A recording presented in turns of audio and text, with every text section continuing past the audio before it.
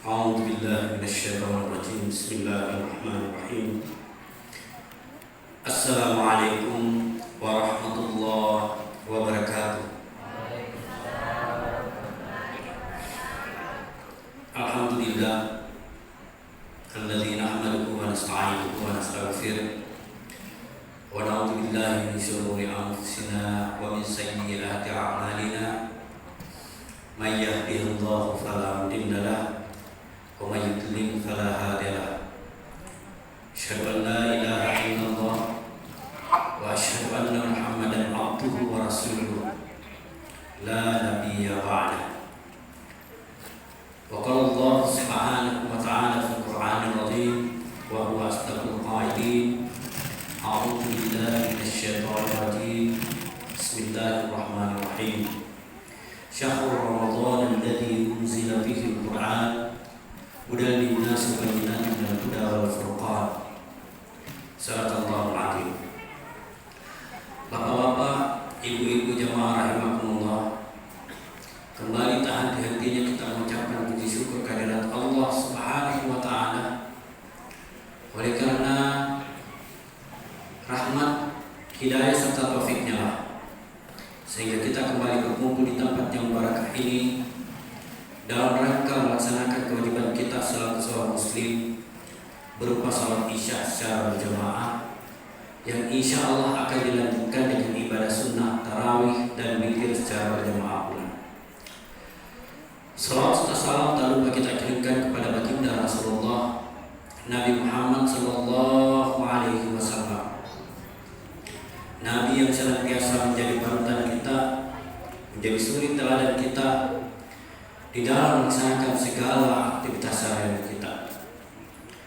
Jamaah rahimakumullah, seperti yang diamanahkan oleh panitia tadi, bahwa pembahasan kita pada malam hari ini tentang Syahrul Ramadan wa Syahrul Quran, bahwa bulan Ramadan itu adalah merupakan bulan Al-Quran. Kenapa demikian? Oleh karena di dalam Al-Quran sendiri disinggung bahwa Al-Quran itu diturunkan di bulan suci Ramadan. Jadi Syahrul Ramadan alladzi unzila fihi Al-Quran. Jadi di bulan suci Ramadan ini disitulah diturunkan Al-Quran. Cuma perbedaan di kalangan para mufassir itu tentang Al-Quran itu diturunkan, apakah di bulan suci Ramadan itu langsung diturunkan ke bumi? Tetapi yang masyhur itu adalah Al-Quran diturunkan di bulan suci Ramadan, malam ke-17 Ramadan itu dari Lauhul Mahfuz ke langit bumi di bulan suci Ramadan. Nanti di langit bumi itulah yang diturunkan secara berangsur-angsur melalui perantaraan malaikat Jibril yang diturunkan kepada baginda Rasulullah Nabi Muhammad SAW. Jamaah rahimakumullah, kita tidak mau membahas terlalu jauh terkait masalah sejarah karena kita ini tidak kuliah atau belajar. Yang akan kita peroleh di sini adalah apa hikmah yang akan kita peroleh terkait masalah Al-Quran itu, terutama terkait di bulan suci Ramadan. Nah, di sini kita akan menjelaskan tentang keutamaan membaca Al-Quran. Di dalam hadis Rasulullah SAW, Rasulullah SAW bersabda, "Iqra'ul Quran, fa innahu ya'ti yawmal qiyamah syafi'an li ashabihi." Bacalah olehmu Al-Quran, karena Al-Quran itu nanti akan memberikan syafaat kepada orang-orang yang membacanya. Jadi nanti di hari kiamat itu Al-Quran yang akan memberikan syafaat, yang akan memberikan persaksian kepada orang yang selalu membacanya. Kemudian di hadis yang lain diberikan tentang bagaimana kelebihan dan keutamaan membaca Al-Quran. Rasulullah SAW bersabda bahwa barang siapa yang membaca di Al-Quran satu huruf saja, maka dia akan diberikan satu kebaikan, dan setiap kebaikan itu dilipat gandakan menjadi 10. Kemudian Rasulullah SAW memperjelas lagi, la aqulu alif lam mim harfun. Saya tidak mengatakan bahwa alif lam mim itu satu huruf, Walakin alifun harfun, lamun harfun, wa mimun harfun. Akan tetapi alif itu satu huruf, lam itu satu huruf, dan mim itu satu huruf. Jadi kalau kita membaca Al-Quran, alif lam mim saja itu sudah 3 huruf. Itu dikalipatan 10, berarti 30, baru alif lam mim.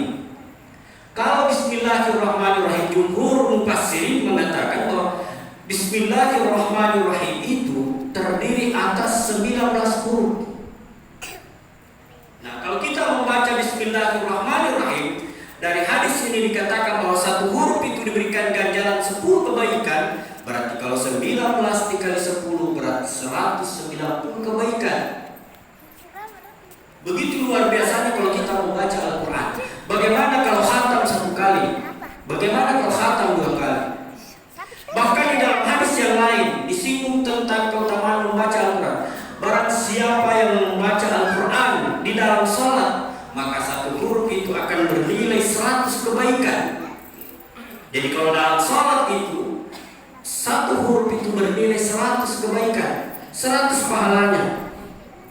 Dan bila dibaca di luar salat, dengan wudu, jadi di luar salat tapi kita dalam keadaan suci, artinya sudah berwudu, ada wudu kita, maka kita mendapatkan pahala itu 25 kebaikan.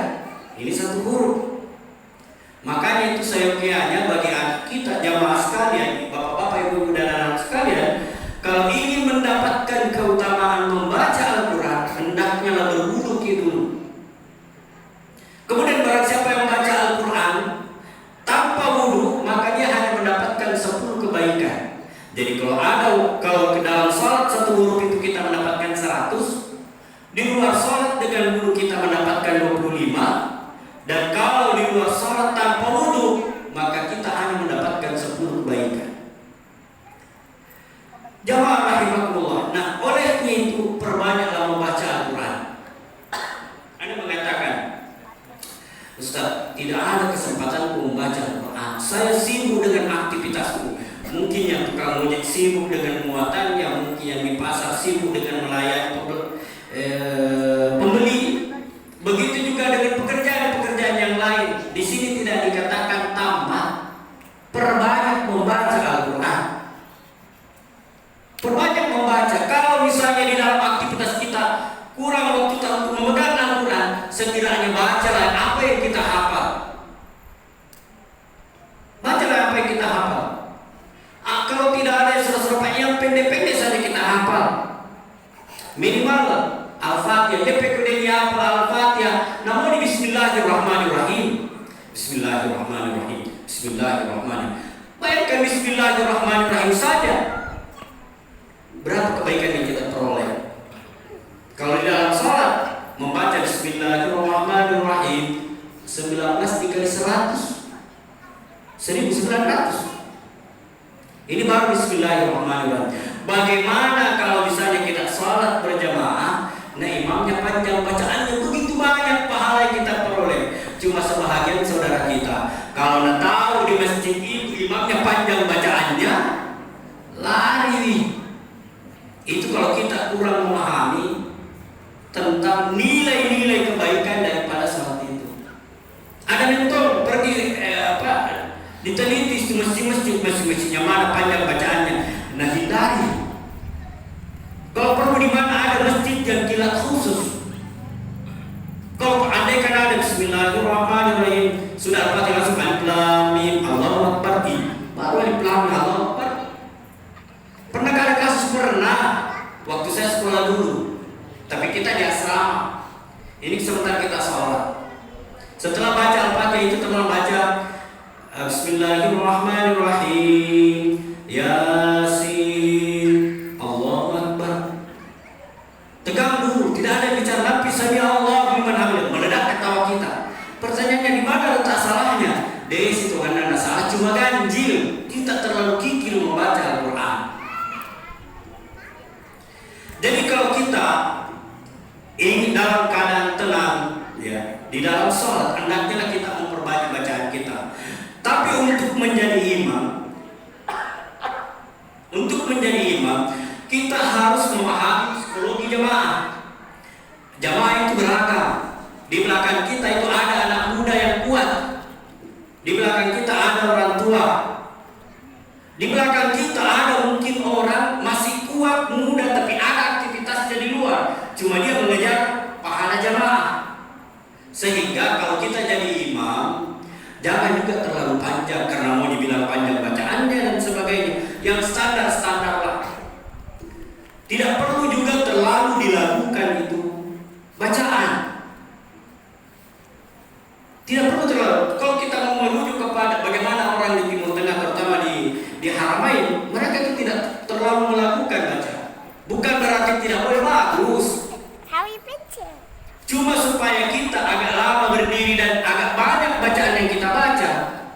Tidak perlu kita terlalu Bismillahirrahmanirrahim. Tidak perlu. Bagaimana kita membaca Al-Quran, bagus iramanya, tidak terlalu lama. Saya terus terang secara pribadi saya suka mendengarkan bagaimana Abdurrahman As-Sulais dan Abdurrahman As-Suraim ketika dia memimpin sholat. Biar panjang dia baca tapi tidak bosan. Ada tuh orang biasa pendek tidak baca biasa. Ada seperti itu. Aku biasa kelihatan hati. Kalau imamnya kenapa nah hai. Jadi kita jadi imam juga harus memperhatikan jamaah kita di belakang. Jangan terlalu panjang, jangan terlalu kita, kecuali kalau kita mau misalnya menikmati sholat itu dalam keadaan sholat sendiri, biar satu juz satu malam. Karena memang Rasulullah pernah, Ibnu Abbas waktu masih anak-anak, dia coba-coba mengikuti Rasulullah mengikuti sholat malam. Hampir lari. Kenapa? Di rakaat pertama dia baca suratul Baqarah. Berapa juz itu suratul Baqarah? Rakaat kedua suratul Al-Imran. Nah kita jangan di surah Al-Baqarah, jangan di 1 juz, baru 2 halaman dibaca imam lain. Oleh itu senang-senang saja. Jamaah rahimakumullah, karena kita dibatasi oleh waktu. Hikmah yang bisa kita ambil pada kesempatan kali ini adalah bahwa bulan suci Ramadan adalah bulan Al-Quran. Karena memang di bulan suci Ramadan ini Al-Quran diturunkan. Ya, ada ulama masyhur mengatakan bahwa pada malam 17 Ramadan Al-Quran diturunkan dari Lauhul Mahfuz ke langit dunia. Nanti di langit dunia diturunkan secara berangsur-angsur kepada baginda Rasulullah SAW. Kemudian yang kedua, keutamaan membaca Al-Quran, karena yang pertama Al-Quran itu akan menjadi pembawa syafaat bagi orang-orang yang membacanya di akhirat kelak. Kemudian yang kedua, bahwa kelebihan membaca Al-Quran itu keutamaan yang luar biasa. Di antaranya adalah kalau kita membaca Al-Quran dalam sholat, maka kita mendapatkan kebaikan itu sebanyak 100 kebaikan. Dan bila di luar sholat kita memiliki wudhu, kita mendapatkan 25 kebaikan. Dan bila tanpa wudhu, kita mendapatkan 10 kebaikan. Lebih dan kurang yang dimaafkan. Wallahu muwaffiq ila aqwamit thariq. Wassalamualaikum warahmatullahi wabarakatuh.